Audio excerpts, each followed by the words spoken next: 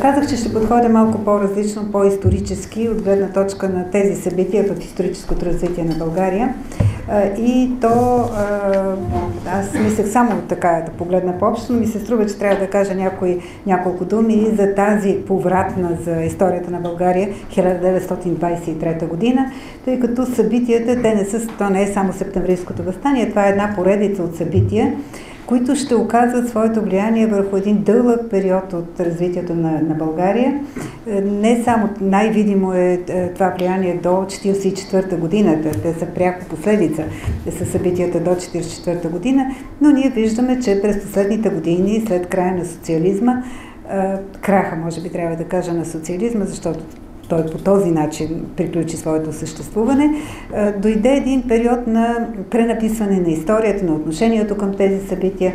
И фактически аз това искам да представя като своя гледна точка, как трябва да се отнасяме към събитията от 23-та година, от гледна точка на днешната господстваща идеологическа, можем да я наречем, линия, но за съжаление, аз виждам тук, че има много млади хора, но повечето млади хора, значи тук са едно малцинство, приятно е да се види и да се чуе това малцинство, но повечето млади хора в България се определят своето виждане по към историческите събития от образователната система, от медиите, включително и неформалните медии, защото моите впечатления, че младите хора сравнително малко гледат, примерно, телевизия, четат вестници.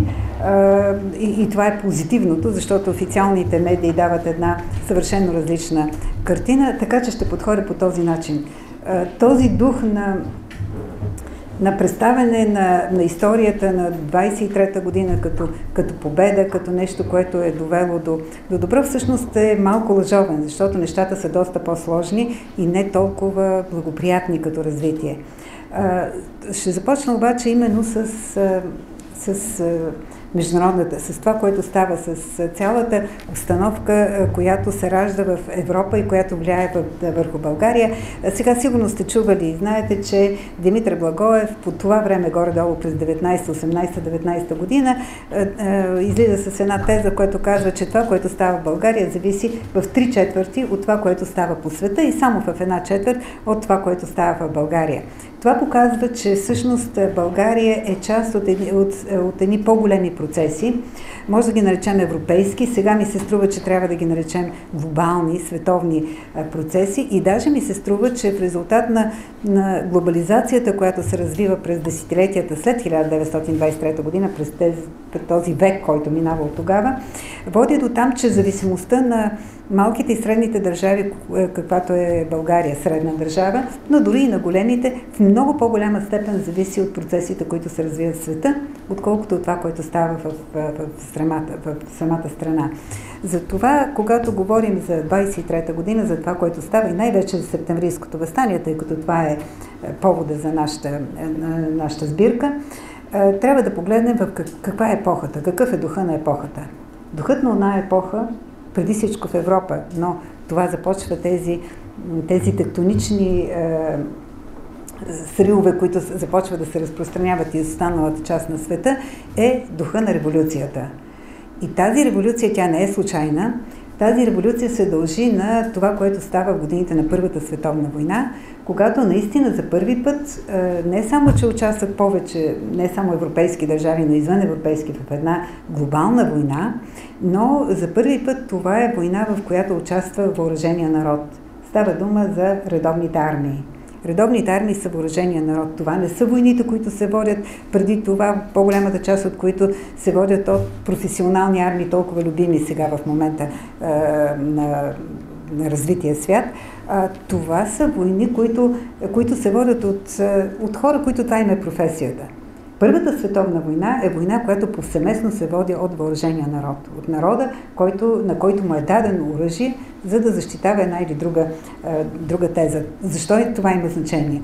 Ами защото точно този народ, когато вижда, особено там, където се стига до поражение, както е в Русия, както в Германия, после става, той вече има оръжието, с което може да се бори за своите идеи. Нещо, което преди това не е ставало. Преди това революциите са избухвали по друг начин. А тук това става дума за въоръжения народ.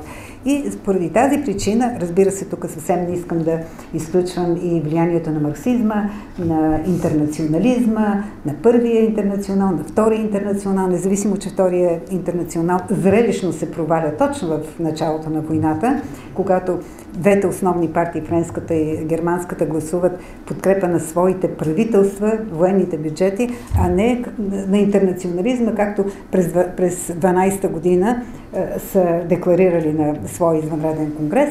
На интернационала става дума, но така или иначе този дух на интернационализъм, на идеи, че пролетарията е тази движеща сила, че той има по-близки връзки с пролетариите от другите страни, отколкото със своето управление. Този дух превръща края на Първата световна война в революционна. Тъй като революцията в Русия, тя си има свои мотиви за избухване, тя си има своя логика, но тази логика е логиката на марксизма. Вярно, марксизъм, който е ревизиран от Ленин, но така или иначе избухването на руската революция прави това събитие не просто регионално, не са в Русия, а се създава едно цялостно движение в защита на Октомврийската революция. В резултат на тази революция избухва в последствие ноемврийската революция в Германия, Унгарската съветска република. Тук бих поставила в този дух преди Унгарската съветска република, бих поставила дори преди ноемврийската революция в Германия, бих поставила войнишкото въстание в България. Сега войнишкото въстание в България е главно земеделско. Там са главно земеделците. Не са социал-демократите, които още няма тая връзка с войниците, които са предимно селяни. Но така или иначе събитията, за които говорим от 23-та година, са в резултат на започналата революционна епоха. В резултат на тази революционна епоха е създаден и новото семейство на интернационалните партии. Става дума за Коминтерна през 19-та година, създаден в началото на 19-та година, който е също толкова на същата възраст, на каквато и земеделското правителство, ако трябва да бъде през 23-та година, когато се решават тези събития, и който е една действително революционна организация, която вярва в онази теза на Маркс, че революциите ще избухне, пролетарската революция ще избухне наведнъж, едновременно във всички развити държави, и това е начина да се изгради новото общество, защото новото общество се гради върху съвършено различна икономическа основа от до тогава съществуващата капиталистическа, и това може да стане само заедно с всички европейски, Маркс ги вижда европейските държави. Само че развитието на революцията, и руската, и ноемврийската революция в Германия тръгва по друг път. Октомврийската революция успява да победи, но се превръща в единствената победила революция, и това насочва тази нова организация на световния пролетариат Коминтерна, Комунистически интернационал, който е разположен и в Москва. Няма тук да ви занимавам с противоречията, които Роза Люксембург има с тази идея седалището да бъде постоянно в Москва, защото това са друг тип разсъждения. Но така или иначе за Комунистически интернационал остава валидна тезата на Маркс, че революцията трябва да бъде глобална, трябва да бъде световна. Така се ражда идеята за перманентна революция, че истинската революция може да победи тогава, когато тя охване целия развит свят. И това съдейства на организацията на Коминтерна, ръководството на Коминтерна да следи внимателно това, което става в европейските и извън европейските държави. Вниманието е обърнато към Азия, където има подобни революционни процеси, в Китай, преди всичко революцията на Сун Яцен, в Турция, в резултат на поражението и после войната, която води, националната война, която води Турция срещу войските на Антантата, да, главно гръцки, с много жертви, също е друг въпрос, но и тези движения, революционни движения, които се развиват на други континенти, най-вече в Латинска Америка. Значи към Латинска Америка е другия фокус на интереса на Комунистически интернационал. В тази ситуация настъпва повратната, според мен, 23-та година. Тя е също така и травматична, година. Защото още в началото пак ви представям европейския, не българския, още европейския хоризонт на събитията, европейския контекст на събитията. В началото на 23-та година е извършено първото драстично нарушаване на условията на Версайския договор. Става дума за рурската криза, окупацията от френски и белгийски войски на Рурската област, с която се опитват Франция, преди всичко Франция, да накара Германия да си плати първите вноски от огромните репарации, което обаче Германия не желая да направи, защото разбира, че това е първата възможност да се противопоставят французи на германци и настъпва така. Рурската криза води до общоевропейска икономическа криза, до радикализация на отношенията. В Германия това води до, освен до хиперинфлация, до огромно обедняване, но води и до създаване на правителства, нови правителства, особено в Саксония и Тюрингия, това е източна Германия. В Саксония и Тюрингия правителства, в които с участие на комунисти и социал-демократи. Или отново се възражда това противопоставяне социал-демократи-комунисти, което виждаме първи път в Германия през януарското въстание от 19-та година, завърши със смъртта на Роза Люксембург и Карл Липкнехт. Така или иначе тези събития, това революционализиране, радикализиране на Германия поражда у Коминтерна надеждата, че всъщност първата революционна вълна, завършила с успеха на революцията в Русия и неуспеха на революциите в Германия, Унгария, Словакия, още някои други малки такива, Бавария, такива малки бунтове, е само първата вълна, че идва втора вълна. Тази втора вълна през 23-та година е видимо от Коминтерна желана и стимулирана. И тук идва ролята на това, което май не се спомена много до сега, ролята на Коминтерна в българските събития. И тук поглеждам отново към България. Това, което става в България през 23-та година, не е само Деветоюнския преврат. Нещата започват още преди това. С априлските избори, които са спечелени категорично от БЗН, с огромно, пълно мнозинство, с едни мънички групи на другите партии, с по няколко депутати, благодарение на промяната на изборната система, задължителното гласуване, което те въвежда, защото правилно преценява, че като ведат задължително гласуване, 80% селени би трябвало да гласуват за своята партия, за БЗНС. Но тези избори са възприети от останалите партии, включително от БКП, тесни социалисти, така се казва, от 19-та година партията, като настъпление срещу техните интереси. И това наистина е така.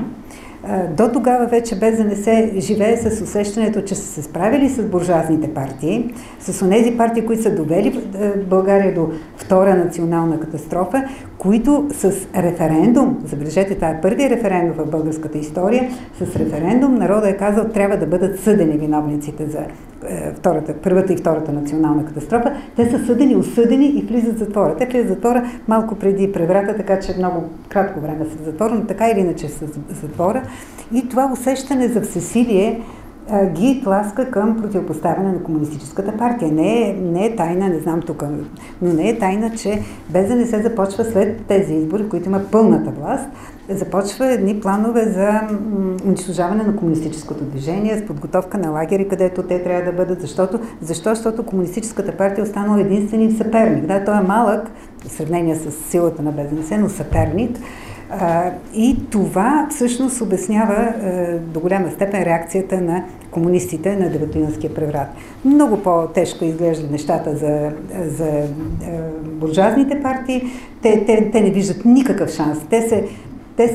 Тяхната и в идеологията им е записано, че са парламентарна демокрация, за парламентарна демокрация, за демокрация, но след събитията, след като не виждат шанс по демократичен път да спечелят изборите, се обръщат към военния съюз, към една армия в армията, някой тук май го каза, какъвто е военния съюз, и решават да свалят земеделците с силата на армията. Нямам май примери исторически, които да показват, че армията не се противопоставя на своето ръководство. Май навсякъде винаги се противопоставя, защото армията е една строго иерархична, много дисциплинирана структура и там вижданията на отделните войници няма значение. Въпросът е какви са вижданията на ръководството. И така се стига до този военен преврат, който сега в съвременната историография се представя като спасителен за демокрацията. Въпросът е какво разбираме по демокрацията. Дали народовластието, каквото е обявил Александър Стамболийски, ни най-малко не искам да кажа, че народовластието на Стамболийски в този период е демокрация, истинска демокрация. Той има много елементи на недемократичност. Същевременно обаче, реформите, които правят, законодателството на БЗНС е изцяло в интереса на българските селяни, на българския народ. Да, някъде те се противопоставят на интересите на градските среди и на градската интелигенция, но всичкото това е направено за селяните. А селяните са, както казах, 80% от българския народ. Това е демокрация за тези 80%. Това, което искат да възстановят, да спасят демокрацията, е оная демокрация на малцинствата, на елитите, на политическите елити, които управляват народа. Тая конференция се казва Международна елита. Мисля, че Деветоюнския преврат най-ярко показва какво значи сблъсъка между елита и народа. Елита е готов с военна сила да наложи своята воля над голямото мнозинство и го прави. Това е момента, в който Деветоюнския преврат, в който всичко започва. Защото започва от преврата. Да, вярно, Комунистическата партия не просто обявява неутралитет, първите й решения са дори в подкрепа на преврата, защото те се чувстват застрашени и трябва да дойде първо реакцията на местните комунисти някъде в Плевенско и другаде, които тръгват да защитават земеделската власт, защото разбират, че това не е само земеделска власт, това е народна власт, значи властта на народа, и тръгват да го защитават срещу армията. Никакъв шанс нямат. Армията е по-силна от всички тях. Оранжевата гвардия се разпада, тя на практика нищо не успява да съпротивляват се. Селените и комунистите и земеделците се съпротивляват по места. Значи, това е първи момент, в който ръководството на БКП, което е взело решението, че ние няма да се намесваме, защото това е сблъсък между селската и градската буржуазия. Тук някой го каза, ти когато не се намесиш, когато заемаш неутрална позиция, значи не участваш. Изобщо не участваш. Оставяш другите да решават проблемите.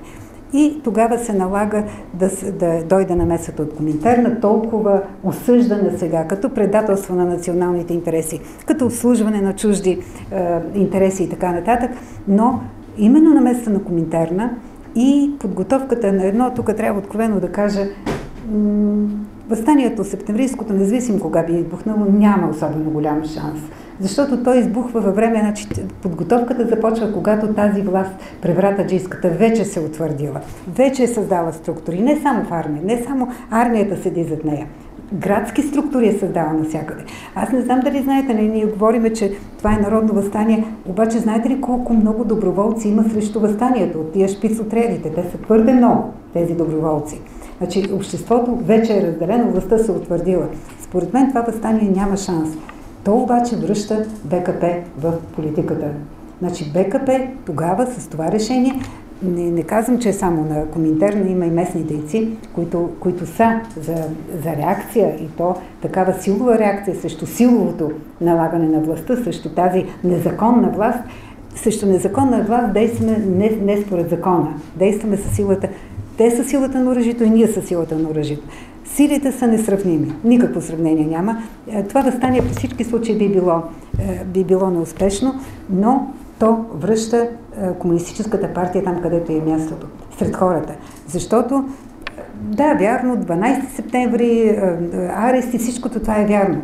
Обаче, забележете, въстанието не избухва след като е взето решение кога да възстане. Той избухва веднага след арестите. Това означава, че хората са готови да хванат оръжието, да излязат, и това не зависи от никакво решение на никакво ръководство, партийно ръководство. Въстанието започва, а партийното ръководство е принудено да се съобрази с въстаналите.